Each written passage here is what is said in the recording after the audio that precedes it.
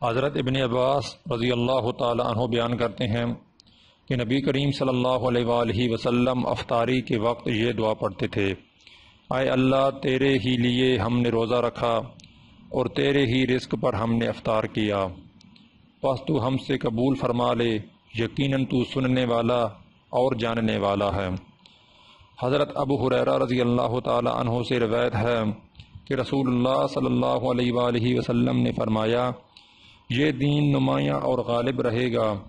جب تک کہ لوگ افطار کرنے میں جلدی کرتے رہیں گے، کیونکہ یہود اور نصارہ افطار کرنے میں تاخیر کرتے ہیں۔ رسول اللہ صلی اللہ علیہ وآلہ وسلم نے اس حدیث میں بظاہر ایک چھوٹی سی بات کے کتنے بڑے نتائج بیان فرمائے ہیں۔ روزہ کھولنے میں تاخیر کرنا اور سحری نہ کھانا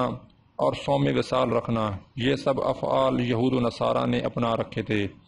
یہی چیز تھی جس نے رفتہ رفتہ ان کے اندر رہبانیت پیدا کی اور انہیں زندگی سے فرار کے گوشوں میں پناہ لینے کی طرف راغب کیا۔ لیکن دین خداوندی کا منشا اس سے بالکل مختلف ہے۔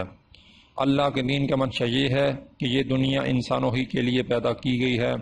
اور اس کی لذتیں اور آسائشیں اور دوسرے سر و سامان انسانوں ہی کے لیے ہیں۔ البتہ انسان کا کام یہ ہے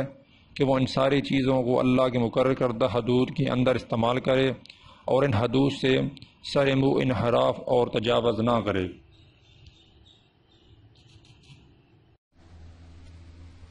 حضرت عبداللہ بن عباس روایت کرتے ہیں کہ فتح مکہ والے سفر کے موقع پر رسول اللہ صلی اللہ علیہ وآلہ وسلم مدینے سے مکے کی طرف نکلے تو راستہ بر آپ صلی اللہ علیہ وآلہ وسلم روزہ رکھتے گئے، یہاں تک کہ آپ عثوان کے مقام مدینے اور مکے کے درمیان ایک ساحلی مقام پر پہنچے۔ وہاں آپ صلی اللہ علیہ وآلہ وسلم نے پانی منگوایا اور اسے ہاتھ میں لے کر اوپر اٹھایا تاکہ لوگ بھی اسے دیکھ لیں۔ پھر آپ صلی اللہ علیہ وآلہ وسلم نے روزہ افطار کیا۔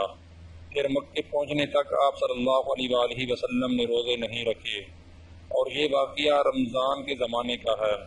اسی بنا پر حضرت عبداللہ بن عباس رضی اللہ تعالی عنہ فرمایا کرتے تھے،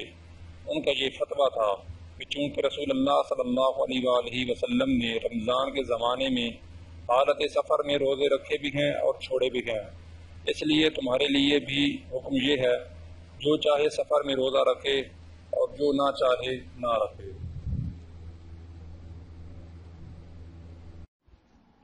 جناب معدان بن طلحہ روایت کرتے ہیں کہ حضرت ابو الدرداء نے مجھ سے یہ بات فرمائی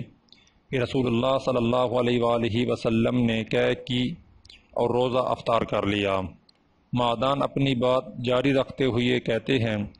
کہ پھر دمشق کی مسجد میں میری ملاقات حضرت ثوبان رضی اللہ تعالی عنہ سے ہوئی تو میں نے کہا کہ حضرت ابو الدرداء نے مجھ سے یہ روایت بیان کی ہے کہ رسول اللہ صلی اللہ علیہ وآلہ وسلم نے قے کر کے روزہ افطار کر لیا تھا۔